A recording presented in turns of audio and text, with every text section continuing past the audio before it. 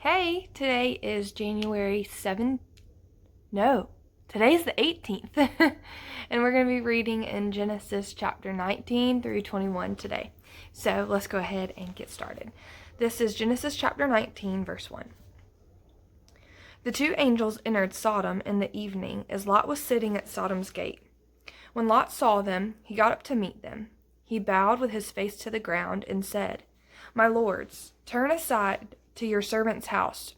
Wash your feet and spend the night. Then you can get up early and go on your way." "No," they said, "we would rather spend the night in the square." But he urged them so strongly that they followed him and went into his house. He prepared a feast and baked unleavened bread for them, and they ate. Before they went to bed, the men of the city of Sodom, both young and old, the whole population, surrounded the house. They called out to Lot and said, "Where are the men who came to you tonight? Send them out so we can have sex with them."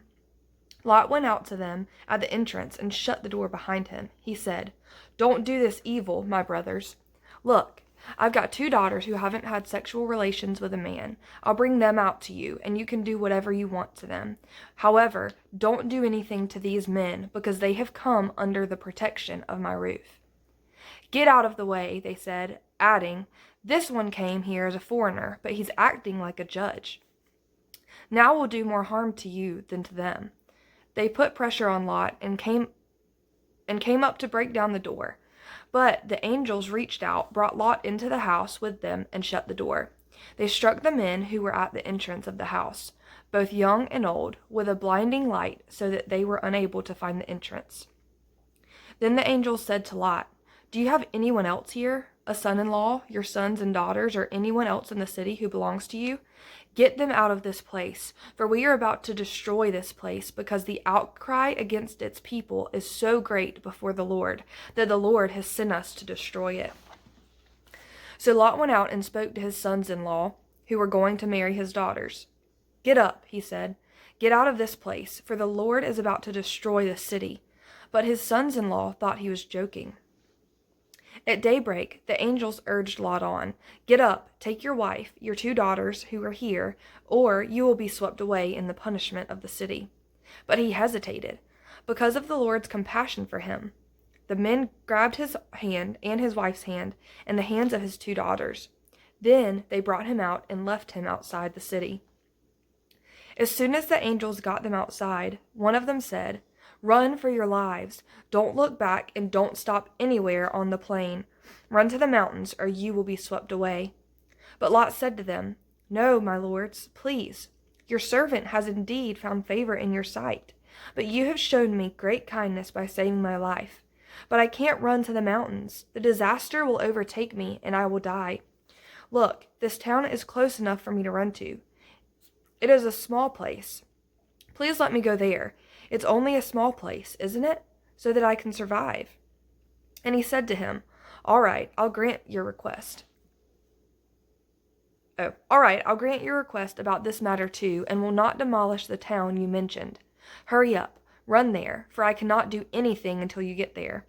Therefore, the name of the city is Zoar, which means small place. Verse 23. The sun had risen over the land when Lot reached Zoar. Then out of the sky the Lord rained burning sulfur on Sodom and Gomorrah from the Lord. He demolished these cities, the entire plain, all the inhabitants of the cities, and whatever grew on the ground. But his wife looked back and became a pillar of salt. Early in the morning, Abraham went to the place where he had stood before the Lord. He looked down toward Sodom and Gomorrah and all the land of the plain, and he saw that smoke was going up from the land like the smoke of a furnace. So it was, when God destroyed the cities of the plain, he remembered Abraham and brought Lot out of the middle of the upheaval when he demolished the cities where Lot had lived. Lot departed from Zoar and lived in the mountains along with his two daughters because he was afraid to live in Zoar. Instead, he and his two daughters lived in a cave. Then the firstborn said to the younger, "Our father is old, and there is no man in the land to sleep with us, as is the custom of all the land. Come, let's get our father to drink wine so that we can sleep with him and preserve our father's line." So they got their father to drink wine that night, and the firstborn came and slept with her father. He did not know when she lay down or when she got up. The next day the firstborn said to the younger, "Look, I slept with my father last night. Let's get him to drink wine again tonight, so you can go sleep with him, and we can preserve our father's line." That night they again got their father to drink wine, and the younger went and slept with him. He did not know when she lay down or when she got up. So both of Lot's daughters became pregnant by their father. The firstborn gave birth to a son and named him Moab. He is the father of the Moabites today. The younger also gave birth to a son, and she named him Ben-ammi. He is the father of the Ammonites today. Chapter 20. From there, Abraham traveled to the region of the Negev and settled between Kadesh and Shur. While he lived in Gerar, Abraham said about his wife Sarah, "She is my sister." So Abimelech, king of Gerar, and Sarah brought to him. But God came to Abimelech in a dream by night and said to him, "You are about to die because of the woman you have taken, for she is a married woman." Now Abimelech had not approached her, so he said, "Lord, would you destroy a nation even though it is innocent? Didn't he himself say to me, 'She is my sister'? And she herself said, 'He is my brother.' I did this with a clear conscience and clean hands." Then God said to him in a dream, "Yes, I know that you did this with a clear conscience. I have also kept you from sinning against me. Therefore I have not let you touch her. Now return to the man's wife, for he is a prophet, and he will pray for you, and you will live. But if you do not return her, know that you will certainly die, you and all who are yours." Early in the morning, Abimelech got up, called all his servants together, and personally told them all the things, and the men were terrified. Then Abimelech called Abraham in and said to him, "What have you done to us? How did I sin against you that you have brought such enormous guilt on me and my kingdom? You have done things to me that should never be done." Abimelech also said to Abraham, "What did you intend when you did these things?" Abraham replied, "I thought, there is absolutely no fear of God in this place. They will kill me because of my wife. Besides, she really is my sister, the daughter of my father, though not the daughter of my mother, and she became my wife. So when God had me wander from my father's house, I said to her, 'Show your loyalty to me wherever we go, and say about me, he is my brother.' Then Abimelech took sheep and cattle, and male and female servants, gave them to Abraham, and returned his wife Sarah to him. Abimelech said, 'Look, my land is before you. Settle wherever you want.' And he said to Sarah, 'Look, I'm giving your brother 1,000 pieces of silver. It is a verification of your honor to all who are with you. You are fully vindicated.' Then Abraham prayed to God, and God healed Abimelech, his wife, and his female slaves so that they could bear children. For the Lord had completely closed all the wombs of Abimelech's household on account of Sarah, Abraham's wife. Chapter 21.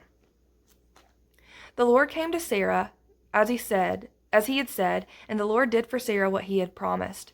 Sarah became pregnant and bore a son to Abraham in his old age, at the appointed time God had told him.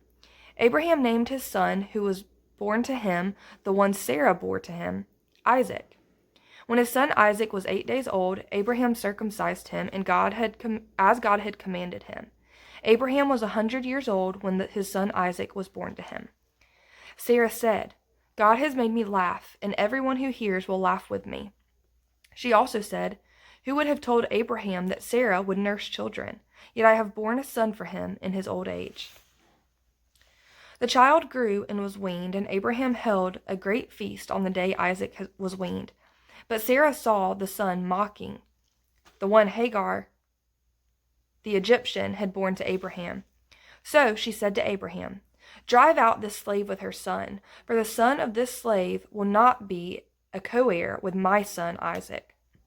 Now, this was a very difficult thing for Abraham because of his son. But God said to Abraham, "Do not be concerned about the boy and your slave. Whatever Sarah says to you, listen to her, because your offspring will be traced through Isaac. But I will also make a nation of the slave's son, because he is your offspring." Early in the morning, Abraham got up, took bread, a water skin, put them on Hagar's shoulders, and sent her and the boy away. She left and wandered into the wilderness of Beersheba. When the water in the skin was gone, she left the boy under one of the bushes. When she went and sat down nearby, about a bow shot away, for she said, I can't bear to watch the boy die. So, as she sat nearby, she wept loudly. God heard the voice of the boy, and the angel of God called to Hagar from heaven and said to her, What's wrong, Hagar? Don't be afraid, for God has heard the voice of the boy from the place where he is. Get up, help the boy up, and support him, for I will make him a great nation. Then God opened her eyes, and she saw a well of water. So she went and filled the water skin and gave the boy a drink. God was with the boy, and he grew. He settled in the wilderness and became an archer. He settled in the wilderness of Paran, and his mother got a wife for him from the land of Egypt. At that time, Abimelech, accompanied by Phicol, the commander of his army, said to Abraham, God is with you in everything you do. Swear to me by God here and now that you will not break an agreement with me or with my children and descendants.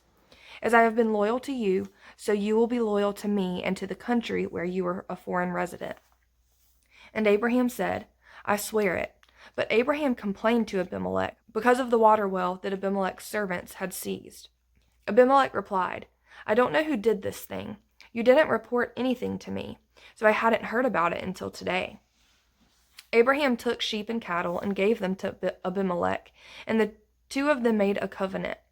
Abraham separated 7 ewe lambs from his flock, and Abimelech said to Abraham, Why have you separated these 7 lambs?